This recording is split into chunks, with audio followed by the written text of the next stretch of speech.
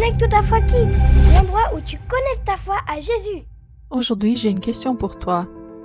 Bientôt, on va fêter la Pâque. Mais qu'est-ce que c'est la Pâque? Je te dis tout de suite, ça n'a rien à voir avec des œufs en chocolat ni avec des lapins. Non, Pâques, c'est une histoire de délivrance, de puissance et de vie.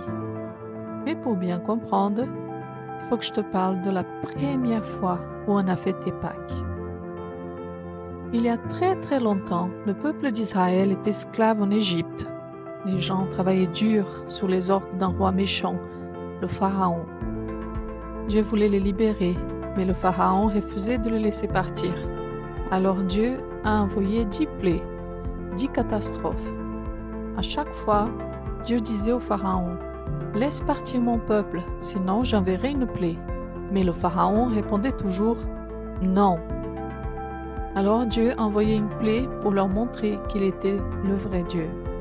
L'eau s'est transformée en sang, les grenouilles envahissaient tout, les moustiques piquaient tout le monde, la nuit tombait en plein jour, des boutons, et à chaque fois, Dieu prévenait le Pharaon. « Si tu ne laisses pas partir mon peuple, une nouvelle plaie va venir. » Mais le Pharaon refusait encore et encore.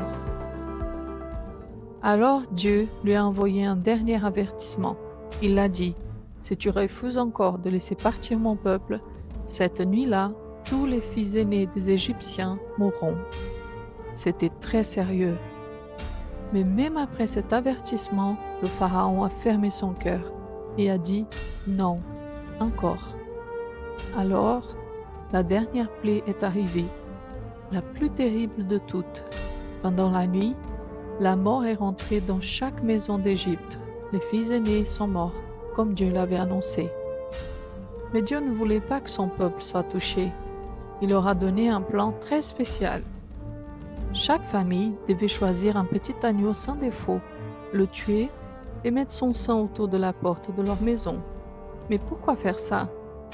Parce que cette nuit-là, la mort allait passer dans tout le pays et toutes les maisons marquées par le sang de l'agneau seraient protégées.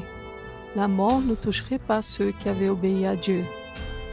C'était la toute première Pâque, un repas très particulier avec du pain sans levain, des herbes amères et l'agneau rôti. Ce soir-là, les familles devaient rester à l'intérieur ensemble pendant que la dernière pluie frappa le pays. Le lendemain matin, le Pharaon brisé se décida enfin. « Partez, allez-vous-en » dit-il. Et le peuple d'Israël fut finalement libéré. Et Dieu leur a dit de jamais oublier ce qu'il avait fait, que chaque année, ils devaient célébrer cette libération avec une fête, la Pâque. Mais l'histoire ne s'arrête pas là. Des centaines d'années plus tard, Dieu a envoyé son propre fils, Jésus.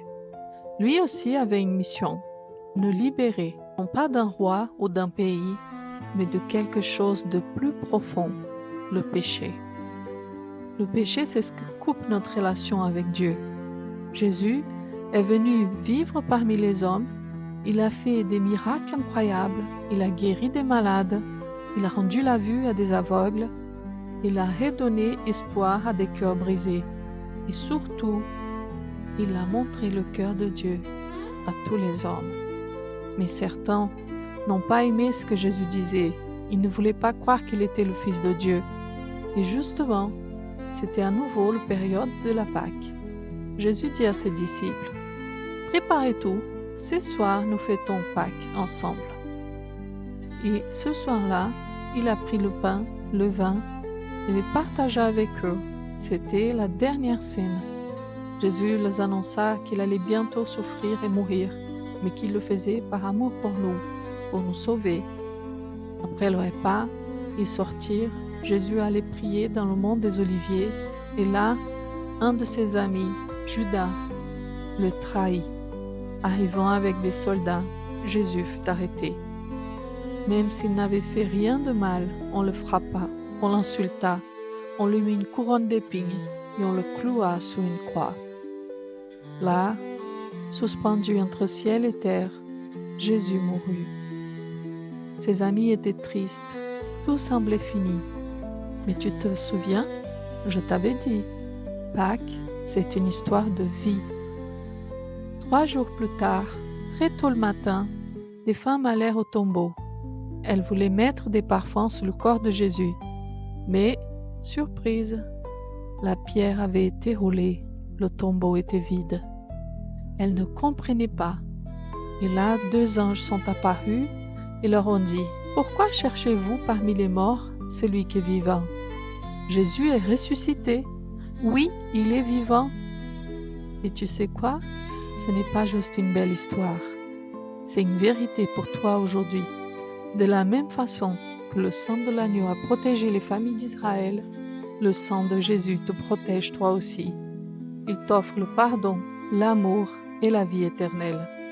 Et toi, tu as envie de lui ouvrir ton cœur? Est-ce que tu as déjà remercié Jésus pour ce qu'il a fait pour toi? Aujourd'hui, tu peux lui parler. Tu peux lui dire merci Jésus parce que tu es vivant. Merci parce que tu m'aimes. Je veux marcher avec toi. Tu sais, la Bible est un livre incroyable parce qu'elle nous raconte la plus grande histoire de toutes, celle d'un Dieu qui donne sa vie pour nous sauver. Connecte ta foi Kids, l'endroit où tu connectes ta foi à Jésus.